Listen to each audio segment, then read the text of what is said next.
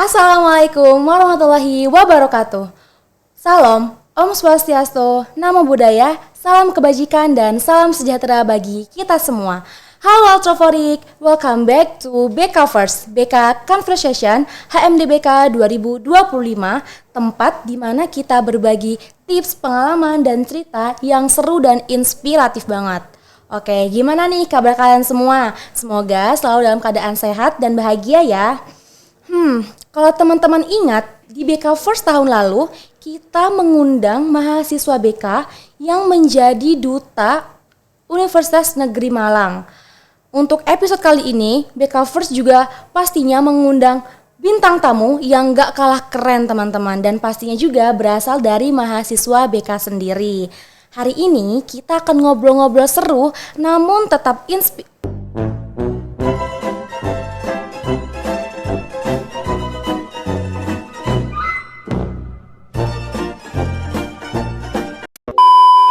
informatif bersama mahasiswa BK yang menjadi mahasiswa berprestasi Universitas Negeri Malang tahun 2025. Nah, di sini udah ada yang bisa nebak belum siapa bintang tamu kita yang keren itu? Kapan dapat makanan gratisnya? Oke, tanpa berlama-lama lagi, mari kita sambut bintang tamu keren kita. Halo Kak Ilham. Oke, halo Kak. Oke, pastinya teman-teman semua udah banyak kenal dong sama Kak Ilham ini. Namun meskipun banyak yang kenal juga, tetap ya kita perkenalan dulu Kak Ilham. Oke, baik. Halo semuanya, kenalin nama aku Ilham Lahia. Aku dari angkatan 2022, dari S1 BK FIPUM. Oke, kalau boleh tahu nih Kak, kesibukan Kakak akhir-akhir ini tuh apa sih? Oke, jadi berhubung aku sekarang semester 6 ya, jadi kegiatannya sesuai kurikulum adalah asistensi mengajar. Nah, aku di sini asistensi mengajar di SMK PGRI 3 Malang. Oke, jadi Kak Ilham ini sekarang lagi AM teman-teman. Aku lihat-lihat Kak Ilham nih lagi pakai selempang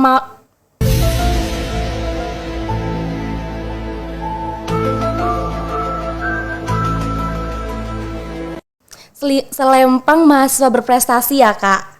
Iya nih betulan Kak. Gagah banget nih kelihatannya, keren banget. Di sini siapa nih teman-teman yang mau jadi kayak Kak Ilham juga, apalagi datang ke podcast menggunakan selempang yang membanggakan banget, yaitu selempang mahasiswa berprestasi. Apa sih yang memotivasi Kakak untuk ikut seleksi Mawapres 2025 ini? Oke, tentunya motivasinya tuh selalu datang dari diriku sendiri ya. Aku pengen buktiin kepada teman-teman, ke guru, ke dosen, ke orang tua tuh kalau misalkan aku tuh bisa. Karena memang sebelumnya tuh aku kurang dalam memahami diri sendiri. Aku tuh kurang tahu apa sih sebenarnya yang aku pengen kayak gitu. Jadi di SMA sebelumnya itu aku milih jurusan yang aku minat, tapi aku nggak bakat di situ. Jurusan MIPA. Nah, aku emang minat di situ. Karena orang-orang kan pasti milihnya lebih ke MIPA daripada ke IPS-nya kan. Benar. Nah, walaupun aku minat di situ, ternyata aku nggak punya bakat desain. Jadi aku kurang bisa ngeluarin potensi aku ketika SMA. Nah, ceritanya tuh di sini tuh aku pengen balas dendam ketika kuliah tuh. Aku pengen harus lebih berprestasi daripada pas aku di SMA kayak gitu. Oke, bagus banget nih teman-teman, hal yang memotivasi Kak Ilham sampai di titik menjadi mahasiswa berprestasi Universitas Negeri Malang.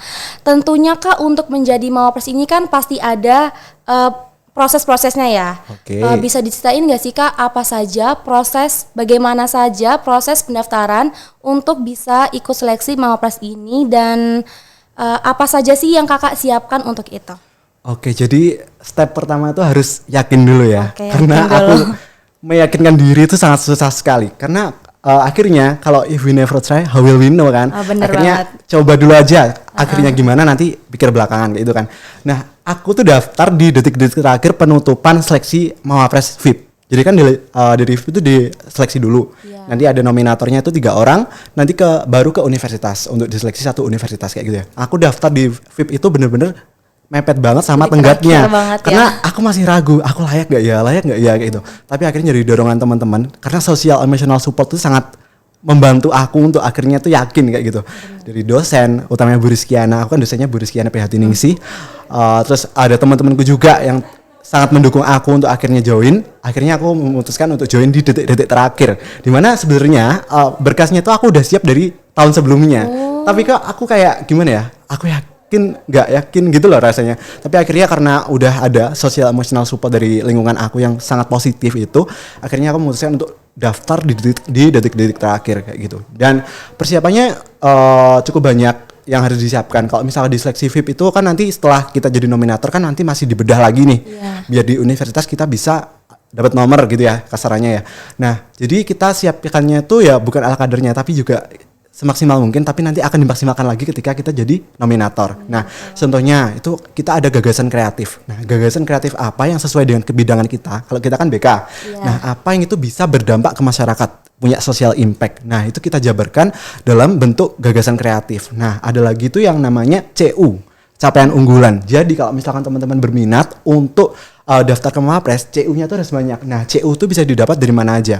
Dari lomba, dari kegiatan kewirausahaan, jadi narasumber kayak gini, terus keorganisasian kayak gitu bisa dimasukin ke capaian unggulan. Dan capaian unggulan ini bobotnya tuh paling besar daripada aspek-aspek yang lain, termasuk bahasa Inggris, wawasan kebangsaan, kepribadian, kayak gitu-gitu. Oke, mungkin setelah capaian unggulan itu harus dipersiapkan dari jauh-jauh hari ya Kak berarti.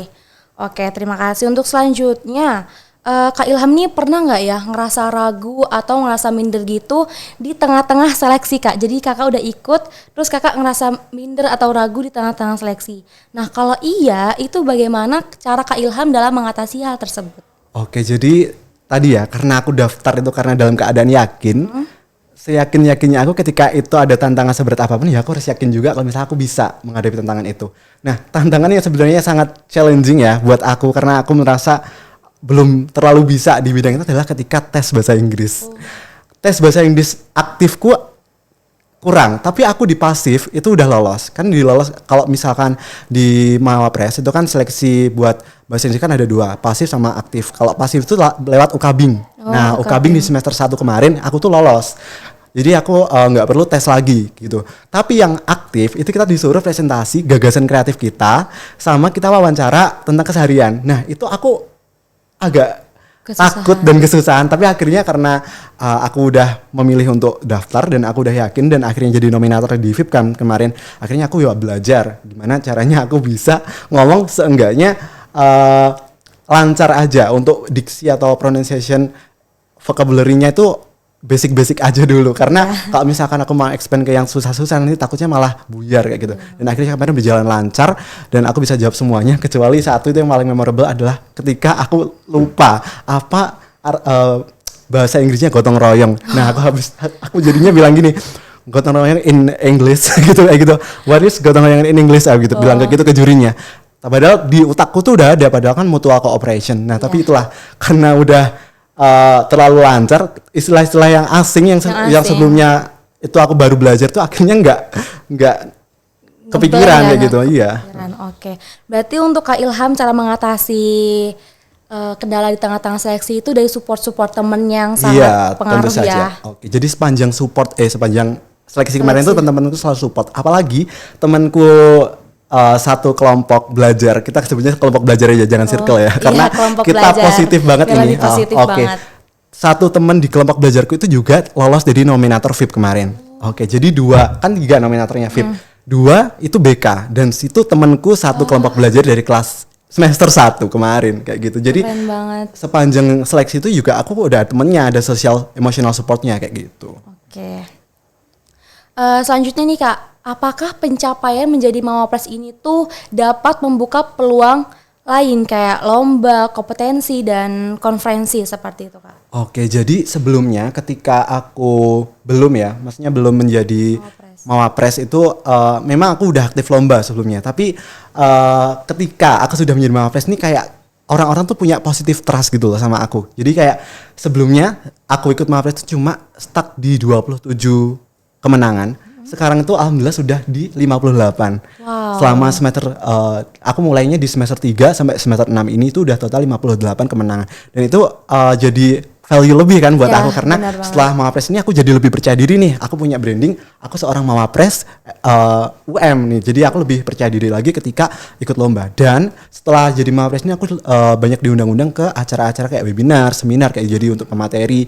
Apapun itulah yang penting sesuai sama kebidanganku. Kalau misalkan enggak ya aku pikir-pikir dulu. Takutnya nanti aku memberikan informasi yang itu misleading ya gitu. Jadi benar bakal merugikan yang denger kan nanti. Benar. Berarti setelah menjadi Mawapres ini kakak tuh peluangnya banyak banget ya. Sangat bermanfaat banget dong pastinya. Apalagi tadi kakak cerita diundang jadi pemateri, narasumber, bahkan sekarang pun jadi bintang tamu podcast kita. Oke, dan juga ini ya, kan aku sekarang lagi AM nih di SMK PGRI 3 dan berhubung BK itu kan nggak jadikan satu sama prodi yang lain. Kalau prodi yang lain kan di ruang guru. Kalau misalkan di PGRI 3 itu BK itu di kesiswaan. Kita ruangnya sendiri. Jadi kita itu bertiga karena satu prodi cuma diambil 3 orang di tiap sekolah. Itu tuh aku jadi ngelit teman-temanku karena dipercaya karena aku udah punya branding sebagai Mawapres. Bahkan guru-guru di sana pun mempercayakan apapun tugas-tugas berat atau program kerja yang butuh tenaga berat itu ke aku. Jadi kayak aku merasa punya positive trust ke lingkunganku kayak gitu jadi ya. Oke, bagus banget ya Kak Ilham ini. Oke Kak, selanjutnya nih, kan Kak Ilham dari mahasiswa BK juga nih. Kalau ada mahasiswa BK yang ingin menjadi Mawapres juga, apa saja sih Kak tips atau langkah awal untuk mereka tuh mulai gitu loh? Oke. Kalau kemampuan bahasa Inggris, terus kayak gagasan kreatif, wawasan kebangsaan, kepribadian itu sambil jalan aja bisa. Tapi yang harus dipersiapkan dari sekarang, untuk utamanya buat teman-teman angkatan 24 sama maba ya, yang masih eligible buat daftar di seleksi Pilmapres tahun depan, itu adalah mempersiapkan CU. Nah, capaian unggulan. Jadi mulai sekarang, kalau teman-teman BK ya, bisa follow semua akun Hima BK se-Indonesia. Karena kalau misalkan kalian follow dan dapat informasi lomba, langsung ikutin aja. Karena aku dari awal tuh memang nggak tahu info lomba karena aku jarang banget scrolling. Tapi akhirnya aku memutuskan untuk buat akun IG ketiga, third account buat follow semua akun IG HMDBK yang ada di satu Indonesia. Dan aku dapat informasi itu dari situ terus. Nah akhirnya lambat laun aku nggak cari informasi yang datang ke aku. Jadi aku di CP panitia lomba buat suruh ikutan. Iya jadi ya.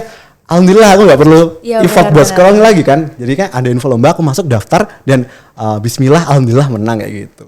Oke guys, berarti langkah awal yang harus kalian lakukan itu adalah mulai ikuti lomba dari sekarang dan scroll-scrollnya itu yang bermanfaat ya Kak pastinya scroll Instagram. Jangan down scrolling ya. Jangan down scrolling nanti teman-teman. Benar. Oke. Kak aku lihat nih Kakak bawa buku nih. Ini buku apa ya Kak kalau boleh tahu? Jadi di sela-sela kesibukanku nih ya, di semester 6 ini pas aku AM aku juga nyusun handout. Jangan sebut buku ya karena belum aku ISBN kan. Benar. Dan masih belum terbit juga. Nah jadi aku selama semester 2 kalau nggak salah kemarin itu aku dapat mata kuliah keterampilan dasar komunikasi. Kamu dapat semester berapa? Dapat semester 2 juga. Semester 2 juga kan. Nah di semester 2 itu aku kebetulan sama Pak Lutfi. Pak Lutfi sama dong. Dan Pak Lutfi bilang kalau misalkan mata kuliah keterampilan dasar komunikasi itu bakal kepake di seluruh aspek kehidupan, termasuk di konseling. Kalau misalkan kita mau jadi konselor profesional ya kan. Nah makanya aku menyusun handout ini. Jadi handout ini materi lengkap yang bisa digunakan teman-teman sebagai acuan ketika mata kuliah itu berlangsung. Lengkap banget materinya sesuai apa yang dibilang Pak Lutfi, materi-materi yang ada dibilang Pak Lutfi selama kuliah selama 16 pertemuan. Ini kalau aku mau handout ini tuh kita bisa menghubungi apa Kak? Oke, bisa lewat Billing Pro nih. Nah, karena di HMD kan ada Billing Pro ya. Nah, aku sudah konsinyasi nih ke Billing Pro buat teman-teman yang mau beli ini murah aja, bisa dicek di Billing Pro, nanti bisa di keep di situ. Masih ready kurang lebih 10 pieces. Jadi nanti buat teman-teman yang mau beli, silahkan menghubungi Billing Pro. Oke guys, cek Billing Pro sekarang juga. Oke Kak, terakhir nih. Satu kalimat nih Kak untuk mahasiswa BK agar tetap semangat berprestasi seperti Kak Ilham ini. Soalnya Kakak ini semangat banget. Oke, mungkin sebelum aku kasih kata-kata nih aku mau promosi yang satunya dulu ya. Oke, boleh banget. Jadi teman-teman, ini produk aku yang terbaru, handout yang terbaru, isinya 10 model konseling. Kamu sekarang dapat konseling apa semester ini? Konseling belum.